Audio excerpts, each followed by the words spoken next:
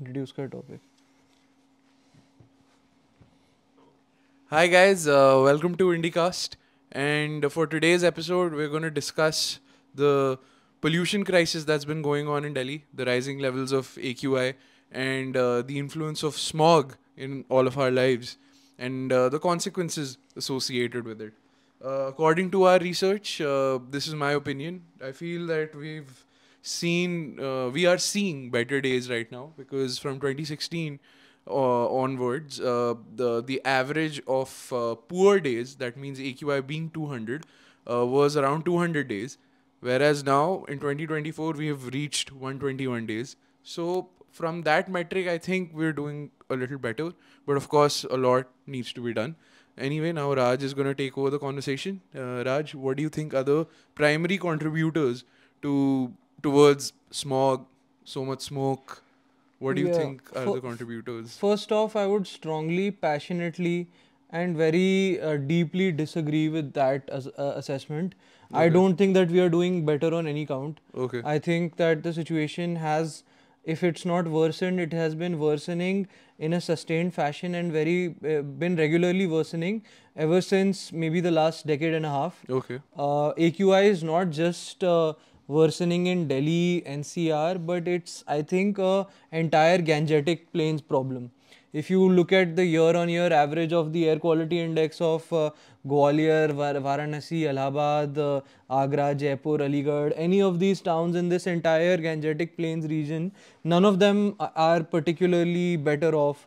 Uh, we we fall into this trap of looking at the pollution crisis only in these a few days of November when it's particularly bad, because we can sort of see the blanket smog on our heads, and everybody is guilty of it. We are also guilty of it because we are talking of it now. Mainstream media is guilty of it because it doesn't really strike as a policy crisis on normal days, and you and I are guilty of it on normal days because it will not be a topic of conversation, because we have sort of gotten used to the hazardous AQI. Even on a regular day, even on an afternoon in June or July, the suspended particulate matters in the air in Delhi NCR are at least 4 or 5 times more than the acceptable limit for a human being to stay in. Now, I think maybe 2024 might have had lesser days of horrible AQI, maybe because the monsoon this year was a lot more than the usual rainfall that comes, and also because I think That's a good point. yeah, it was about 108% more than the Yeah, the usual typical time. That's monsoon why that the we see. poor days were less, maybe. Yeah, so maybe the dust settled maybe this year. Yeah. That is also a raw assessment. I'm trying to put two and two variables together. Okay. It might, Yeah. the reason might be totally different altogether. Mm-hmm. I don't want to totally discount all government efforts, but my assessment is based on my research that they have been very substandard, if not totally absent. Okay. So yeah, I mean, I do think maybe there were fewer days of really difficult times in the rest of the year, but then the situation got really bad again in November, and the same days where you have no sunlight after 2 p.m. and about 1700-1800 plus is the numeric value of the suspended particulate matters or whatever. So let's sort of kind of do a assessment of what exactly causes poor AQI in Delhi, NCR, Haryana, all these and UP and these Gangetic plains. There's these states, these districts, and what policy actions we can take for these areas. What can be the potential solutions, and is there a way to make like a sustained policy action program through which you can have a modern solution to this very critical crisis, because suspended particulate matter, it enters our bloodstream, it affects our cognition, it affects our it affects our cardiac health, it affects our mental health, it affects everything. So if there is one area where critical absence of government policy has really done damage to your life and my life and to everybody living in Delhi NCR or the even this larger region, then it's this issue. And this absence of government interventions must not be taken lightly, and we must know how to hold authorities to a better account and lay out a chart for public policy action. So, Jay, let's get your thoughts, and I'll speak after that. Yeah, I totally agree. I just feel that fine in 2024 we can say that there was exceptional amounts of rainfall, but even even in 2023 we had comparatively a lot fewer poorer days as compared to 2016. So Do you can have we say- anything to back this data? yeah, there's a whole research by the Hindu, which was conducted, and it basically specified this detail. But of course, that whole research was also extremely critical of the government policy. And in that particular article, there was another interesting information that I never really considered. It was actually putting a lot of blame on road dust Mhm. for the envelope taking over Delhi and NCR and all these Right. other places which are Mhm. on the Gangetic belt Mhm. and suffer from a lot of pollution. Mhm. In fact, we were recently in Jaipur, and even in Jaipur, the situation is not very good. We were bordering the very poor region in terms of That's what I AQI. said. That Yeah. in a way, all of this is on all of almost North Indian cities' problem. Yeah. All of like the Hindi heartland states have a poor AQI problem. Patna is not that great. Gwalior is one of the worst. If you take a year-on-year average, my source is the print for this. Gwalior is one of the worst when it comes to poor AQI. Allahabad is not particularly Prayagraj or Allahabad, whatever you call it. Sonipat is quite bad, Yeah. but Sonipat is NCR, so it can't really be separated from Delhi. Yeah. But my point being, this is an entire regional issue. It's not really a Delhi NCR issue as much. And I'm sure if you do a year-on-year average of data from any state capital in India, maybe with the exception of a few northeastern states, the AQI, resultant AQI will not be great for any place. So, I think two critical things that need to be changed about a policy approach for poor air quality is that it needs to be stopped looking at as a Delhi NCR looked at as a Delhi NCR issue. It's a national issue. It is very much a national issue. And B, it should not be a seasonal issue, right? All media and all policy analysts and even everybody who pretends to be an expert, people like us, we only talk about it when we are affected by it. November is only ending, and we are now starting to feel like we can breathe freely. Ironically, when AQI is still near 250 today, which is still very poor, but we still feel much better now. For us, it's like being in the Alps. This AQI. Actually. So now we can start talking about these things freely. But so yeah, I mean, it's not a seasonal issue. It should be treated as a national challenge that needs a year-on-year policy intervention so that we can maintain a decent air quality throughout the year, and maybe we don't get that blanket smog in November Yeah. that annoys all of us. Of course, of So- course.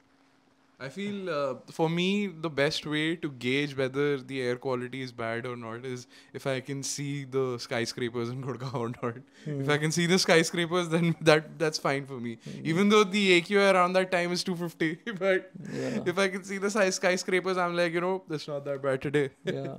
I think people call it a Delhi issue because everybody is in Delhi, right? All the Yeah. VIPs live in Delhi. Yeah. It's headquarters the government of India, Supreme Court. All the judges are here, so it serves as judges to say something fancy in November that they Yeah. can hold some lawyers to account, and the judges can make some fancy statements and maybe look like they are doing something to address the real challenges. But let's be real, nobody's actually doing anything to address the core issues that cause pollution in Delhi NCR. And I think what the judges do wrong is that when the judiciary takes cognizance of these issues, it automatically removes the burden from the legislative framework and The executive. the executive to be involved in these activities. Although I think the primary burden of preventing poor air quality and making right government interventions should be on the legislative framework and the executive. the judiciary should not really be involved in the implementation of policies that are required to counter uh, air pollution. That is my view. That may be contested. You can call it a hot take, but that's always subject to debate, like everything. So let's start listing out the real pollutants, right? We have our two favorite usual suspects. As soon as Firecrackers. as soon as pollution starts, we're like, okay, Diwali firecrackers happened, and that's what led to the bad air quality in Delhi. Or somebody will come and say that, oh, the farmers are burning the stubble now, which is now every Tom, Dick, and Harry on the street can tell you that, okay, now stubble burning is happening and firecrackers have gone off. That's why air quality has really become poor. But as Jay said earlier, according to studies conducted by IIT Kanpur, main factor behind air pollution in Delhi on a year-on-year average is actually road dust, which Yeah. contributes for about 56% of all the air pollution in Delhi NCR. The study that I'm quoting was focused on Delhi NCR. That's why I'm speaking of Delhi. But yeah, so November again is like not particularly a breezy month, so we notice road dust and all these other factors a lot more. In addition to road dust, we do a lot of biomass burning.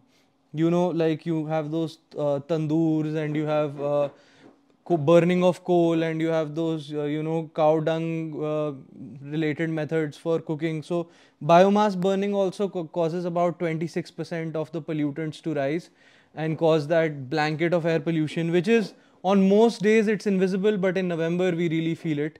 So these are two important factors. In addition to that, we have our usual suspects. People will come and say that you need to ban diesel vehicles and vehicular emissions. To be fair, vehicular emissions do cause air pollution in India. It's a significant percentage. Have my own reservations about the methods with which we estimate the pollution caused by vehicular exhaust. But from studies by the World Resource Institution, WRI, vehicle exhaust and that cough you can notice is direct symptom of the problem we're talking about. Vehicle exhaust from pollution, diesel and gas combustion is about 10 to 30% of PM 2.5 percentage contribution. It's a big range, 10 to 30%. You can never be sure where to lie. The range is too big. There is a lot of dust from construction activities, which also causes 10 to 30% of PM 2.5 contribution. Now, I think a lot of it might be when these studies were done, the amount of dust and pollutants might be varying. And then there are many industrial sources that cause pollution, like power plants, like you know, there are many power plants which are outside the city limits, right? Okhla and all, which basically lie at the corner of southeast Delhi, I think. And then there are industrial plants in Haryana. So in parts of November, when it's not at all windy, it's very easy for a lot of this pollutants to kind of just settle around Delhi. So, I mean, according to the study that I have in front of me by the World Resource Institute, agricultural residual burning, which is called stubble burning in colloquial language, which basically in northern India amounts to burning of the stems basically that arise out of growing too much rice. Because as a policy flaw, we are over producing rice in country, right? Because of government policies that incentivize growing rice.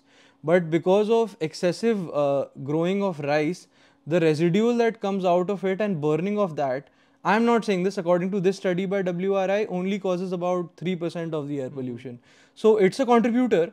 You are not wrong to say that stubble burning is causing air pollution, but the amount of air pollution stubble burning is actually causing is much lesser than compared to road dust, than compared to construction and demolition, or even residential cooking activities, or sort of the biomass burning that we do.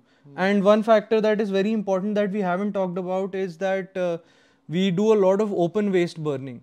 Our municipal solid waste management is very poor. So one factor that really causes poor air pollution in India is it's directly linked to poor municipal solid management.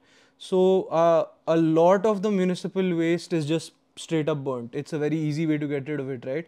And municipal solid waste burning also causes anywhere between 10 to 15% of Yeah, I mean, I've seen the so many pollutants. garbage dumps right next to the roads just being burnt like that. I think another big problem with Indian urban landscape is that there is not proper solid waste disposal, and because of that, there's a lot of pressure on an already disorganized sector to dispose of the waste in the easiest and the quickest manner, and that is through burning. Yeah, And that also causes a lot of pollution. yeah. It's somewhat like even speaking of burning, even for the farmers who are sort of there's a kind of rush, Yeah. maybe on the part of the agencies responsible for waste management, that you have to kind of get ready of all this solid waste, that you can just burn it. And even on the part of the farmers, they are thinking that okay, now I have a lot of residual waste from growing too much rice. I will burn the stubble, and now I'm ready to sow wheat for the next season. So there is an element of rushedness to this whole thing. Yeah. You burn something to get rid of it quickly. Yeah. So waste management and having a good solid waste management policy or incentivizing good recycling or waste management, I think can definitely solve a small part of this whole thing. Of course. Now, we have listed a bunch of factors at this point. I think we've listed vehicular exhaust, we've listed road and construction dust, we've listed biomass burning, we've listed residual burning of agricultural commodities, and now we've also listed, power plants pollution. Now, if I'm looking at a lot of studies, there's this one study I have open of the WRI. I have studies by the CPR in front of me. They are all giving me, interestingly, they're all giving me ranges of how much pollution something can cause. So everything is 10 to 30%, 10 to 15%, 15 to 20%. So there is a range of pollutants that can be generated by these factors across times and across seasons, which might be the worst in November because November is not particularly a windy month. So what's happening is that in November we are facing the worst of our entire discharge of pollutants that we do year on year. So we are discharging all these activities simultaneously together, and the blanket only manifests in November because November is not windy. And I think that's the most simple math you can do. But I think to counter this, if you have an active policy, like Jay said, of managing solid wastes, of managing maybe agricultural residue, even though that's not a major factor, an active policy of managing road dust, an active policy for measuring and managing vehicular exhaust related pollution. These 4, 5, 6 factors, if they are taken care of year on year basis, then maybe after sustained policy action, after a few years, we might see genuinely much better AQI in Delhi NCR. Jay, what are your thoughts? I totally agree. I feel it should always come down to the proactiveness of the government agencies to ensure that garbage disposal is done in a fashion which does not cause so much pollution, and it cannot be an effort which is like just focused around the time of crisis. The government agency should not wake up in November and be like, oh my god, how do we solve this? It should be a year-long process because as you've pointed out that our air quality, specifically in North India, is poor most of the year, and it's only in November when there is like less winds, and specifically in the plain areas, you have like this envelope of dust and smoke coming in and settling in with the fog. So yeah, we really need to consider all of these things. I feel there is a lot of role of the geography as well. Yeah, good point. Because Delhi essentially is surrounded by the Aravalli Mountains.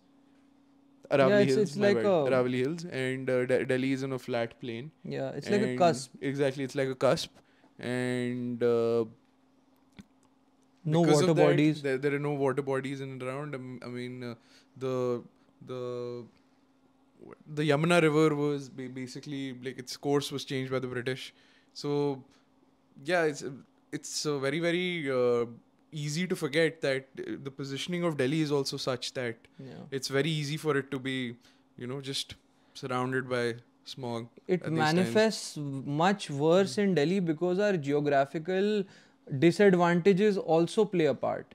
That's why I think that parts of November will always seem to a certain extent polluted in Delhi NCR because it is a geographical disadvantage Yes. that is also playing its role. Of course. Now we will be able to do some reforms in solid waste management. We will be able to do some reforms in studying vehicular exhaust. We will be able to improve our policy with respect to biomass burning. Yeah. We may be able to do an adaptation of electric vehicles for the entire cityscape.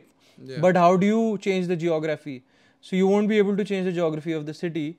And I think we should always be sort of mentally prepared to have some kind of novel solutions also. That's why I don't know how scientifically sound that is. I'm not in a position to say that.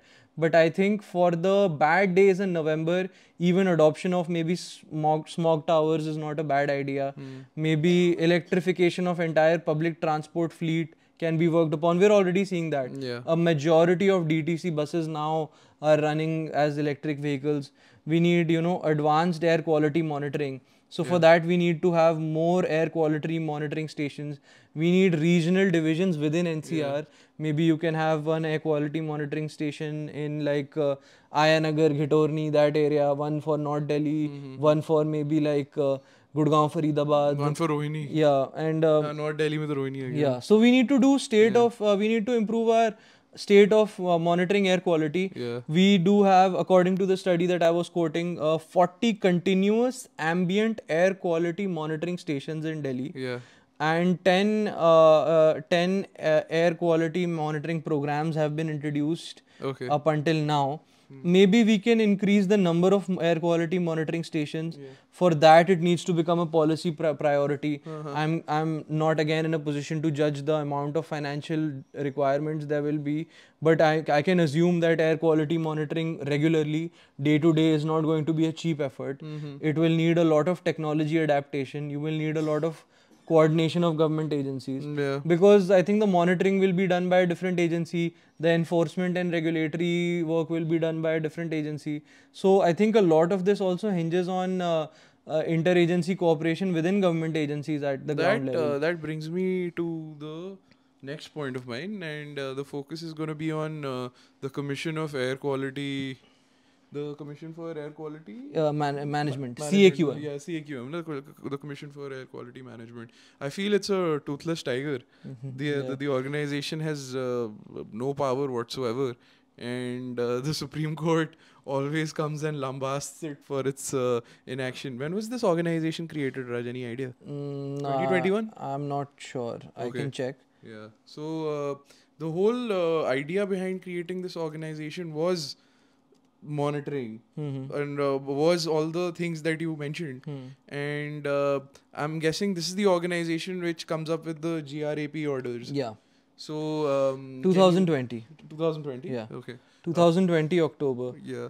And its implementation happened probably in 2021 because Yeah. first the act happens and then finally it's implemented. Yeah. I Or- mean, and yeah. we've had the GRAP before the CAQM because I didn't know much about CAQM. I did research a little bit about the graded response action plan, which was sort of set up to combat poor air quality in Delhi NCR all the way back in 2017, which seems recent, but it's 7 years ago, right? And if you made effective policy implementation changes in those days, we would have seen some changes on ground by that time. So GRAP does this thing where it sort of categorizes qualities across NCR into like moderate poor, very poor, severe plus, or emergency categories. And then, in moderate to poor, it'll do a different set of actions like stop dust, do some basic dust control measures, stop garbage burning. In very poor, it'll also start restricting use of anything that uses diesel, so diesel vehicles, diesel generator sets, which, by the way, if diesel generator sets are causing air pollution, a lot of the problem also lies in poor supply of electricity, because people need diesel generator sets in Delhi NCR, because these Bijli Vitran Nigams in, at least in southern Haryana I can speak, are not very effective with delivery of electricity. Absolutely. And so many times because of power cuts, people have to use diesel generator sets. And so public transport must be improved if you want people to stop traveling in diesel vehicles. Although public transport is fully largely CNG now, but people still need their household diesel vehicles for transport. Yeah, in summers it becomes really difficult because the load shedding is almost peaking, and you can immediately hear the entire city of Gurgaon just buzzing with the noise of generators, like,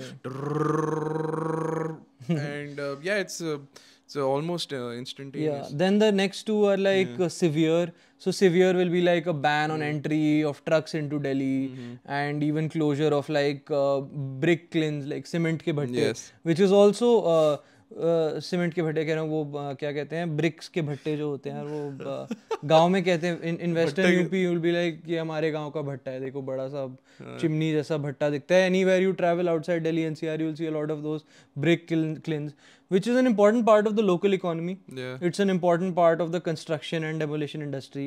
It's an important part of the real estate and infrastructure sector. So the brick kilns and the stone crushers and those kind of things, they are also sort of a blanket, they face a blanket ban for those days.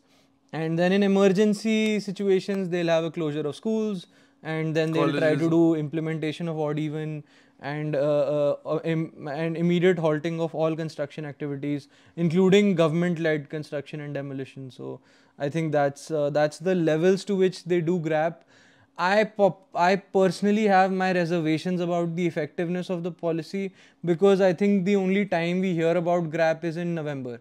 Yeah. I personally think that air pollution in northern India and the Gangetic Plains is so bad that GRAP should be more than just a Delhi NCR issue. It should be an entire national issue almost, and its implementation should be year on year.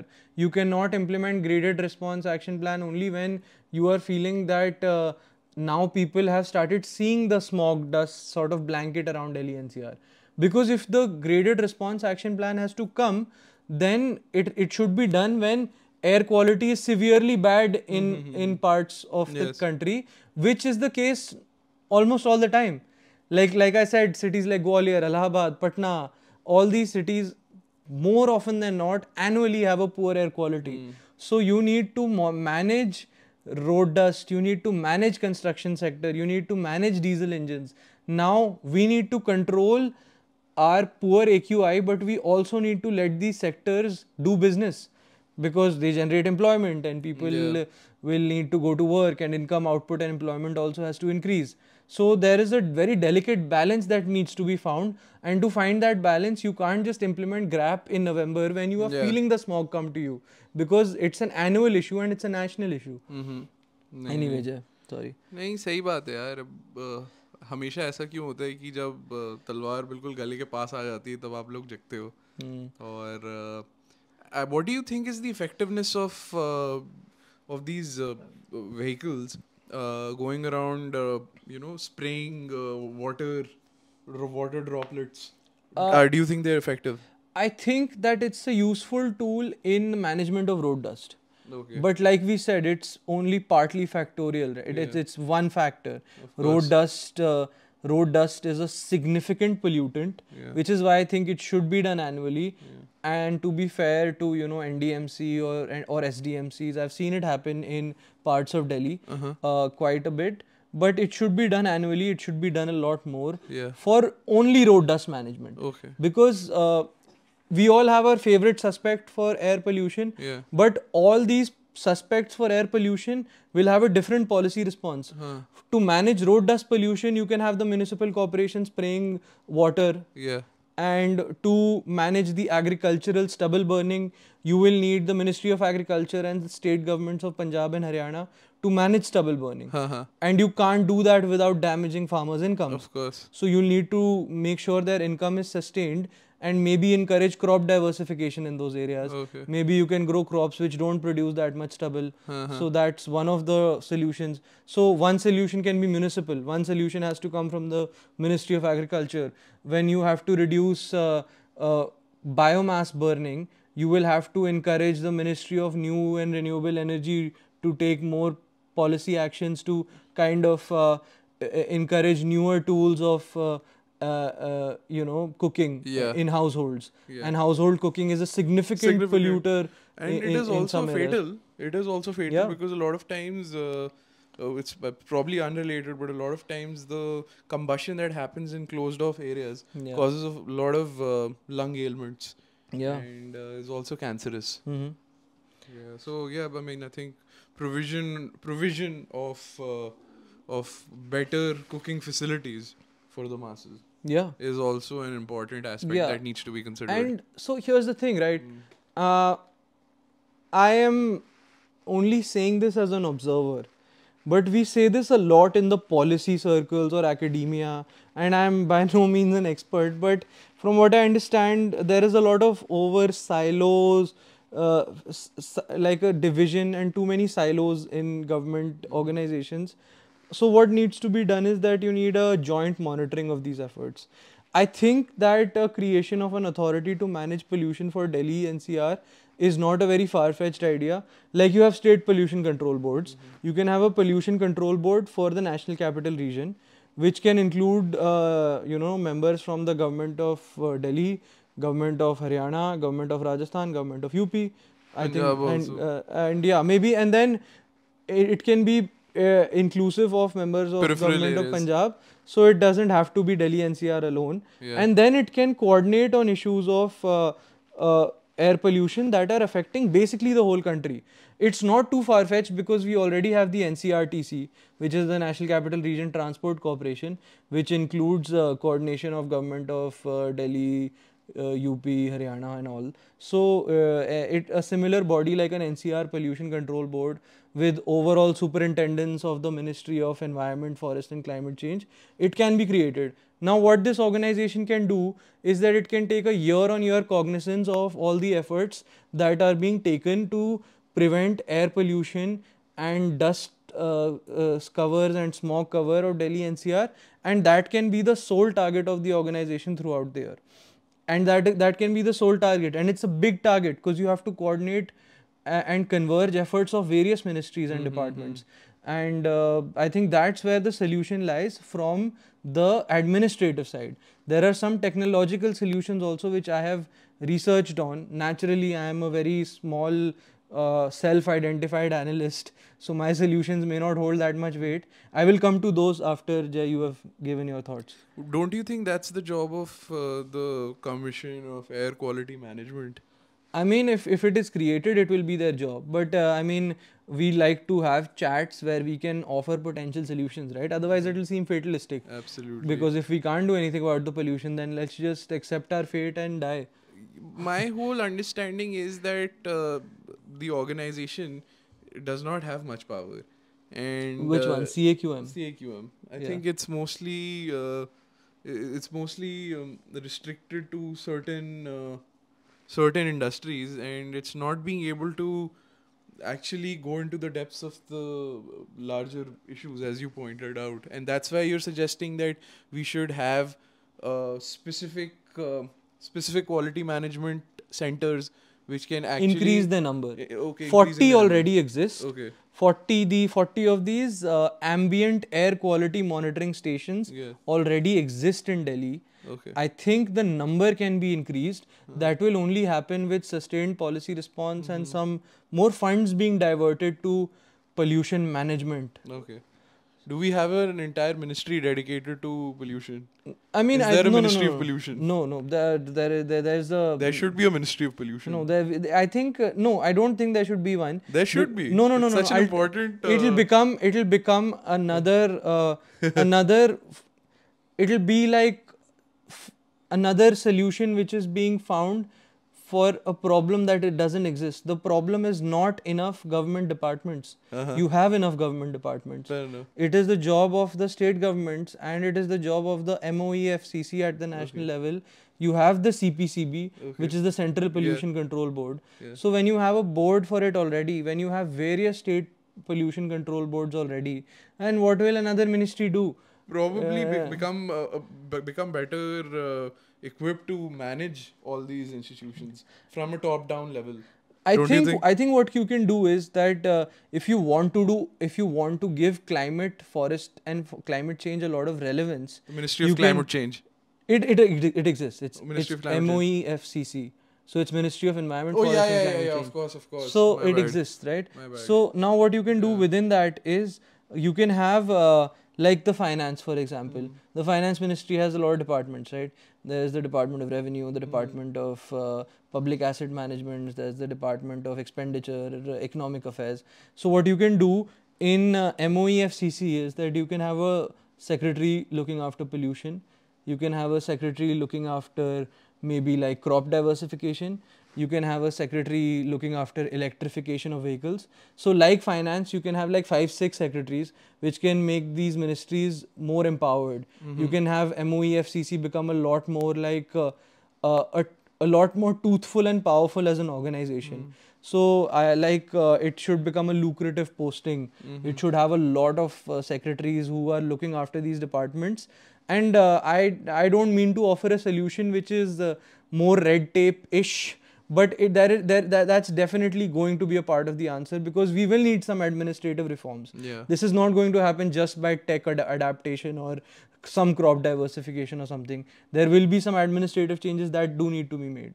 So I think another ministry isn't going to help, but the existing framework of the MOEFCC can be changed. That's my view. Yeah. I totally agree. You have anything more to add to the Nah, I pollution think, issue? I'm done. I think Yeah. I mean I have like this. I think I'm the opposite of a Luddite, right? I think I try to find solutions in technology too much. Maybe technology isn't developed enough to offer enough solutions, but I definitely think of modern technology as a big savior in many ways that can help us counter this smog and pollution problem in Delhi NCR. So I've just done some research on like how we can make Yeah. some systematic changes. Another thing that I've realized is that there's a lot of focus on how India being a developing country and only increasing its economic potential is another reason why it's facing so much of pollution related problems, because a lot of people specifically on social media are sharing pictures of how Beijing was say 11 years ago, and it also showed smog at the levels of Delhi or probably more. So That's what a do you good point. what is your opinion on that? That's a very good point. And I mean, leave all that aside. Look at maybe 1920s United States, where it was a country which was just industrializing, the roaring 20s as you call it. Yeah. The depictions, at least in artistically, New York and Manhattan, all these places had a lot of smog all the time. Yeah. That's an outcome of all the industrial activity and the construction activity that is happening around the urban cityscapes. Of course. Having said that, I do think that a part of the economic development now for India needs to start taking into account sustainability, because Delhi NCR, at least, which is the large focus of our conversation, it's a massive cityscape. If we don't do enough to have environmental sustainability here, it will not. It will start falling under its own cracks, and we don't just see it in pollution; we see it in traffic also. There is no day on which, for example, you will not find the Udyog Vihar stretch from Gurgaon to go to Delhi packed. It's packed on weekends. It's packed on weekdays. It's packed in the morning. It's packed late at night. Yeah. So the traffic issues will also start falling under their own cracks. So you need to have radical solutions also. So I think we need to really strengthen our public transport fleet, our public transport infrastructure. We need to do it in a way that is less environmentally polluting. So you will need a resilient electrified public transport fleet, which is going to be a challenge in itself. then maybe you can have an adoption of more smog towers. I don't know what happened to them, but I think few years back, there was a smog tower set up in CP. There was one in Anand Vihar also. You can use better filtration technologies. You can use maybe biodecomposers for stubble. That is a novel solution. But if there is, I think stems and whatever other stubble of these crops that you need to burn, why can't you get rid of them through biodecomposers if we have the agro technology to develop that further? Okay, so we've discussed a lot of policy related solutions and a lot of judicial and executive related solution. Don't you think there should be a combined community effort also towards tackling such problems? That's a very Because important point. there have been instances in places like Kerala where due to pollution being caused by certain mismanagement being done at the front of garbage disposal, the people came together. They made it such a big issue that the authorities had to get involved and clean up the affected river. So that is a very good example of how a community focused effort towards these things can also bring a change. So I feel there has to be some community mobilization, and we have to make it a political issue. If it's not a political issue, if it's not getting parties the votes, I don't think they will ever, make it seem as if it's a life and death issue. It will always be at like the periphery of the politicians, uh, political goals and agendas. So I think there needs to be a community pressure where all the citizens come together and they say that nothing doing, you have to do something about this. And after that, after mobilizing people together in that direction, there has to be, some levels of consensus in the government establishment as well, that so many people are involved, and it is very serious, and we have to start implementing all the policies that are being suggested by you know like pseudo intellectuals like us, and Massive pseudo intellectuals like myself. pseudo intellectuals like us, and Yeah. and the actual experts. Yeah, So like people tell me that Yeah. you're doing this podcast and all. You have this style, and you want to be identified as a pseudo intellectual. I'm like, please call me a pseudo intellectual. I am a half baked pseudo intellectual, dumb analyst, and I love that depiction. Yeah. As long as even two people want to listen to me and Exactly. engage with my thought process, call me whatever. Yeah, bro. I don't. I've seen like some comments also. I've seen like this one guy got like super agitated. It's like, what do you do? What do you have achieved? I'm like, भाई freedom of expression है. अगर हम लोग बात नहीं करेंगे तो कौन करेगा? तू भी कर ले. तेरे को किसने रोका है भाई? What have you done? What is your achievement? I mean, this other guy also was asking कि भाई so what do you do? भाई क्या फर्क पड़ता है? मैं चाहे कुछ भी करूँ.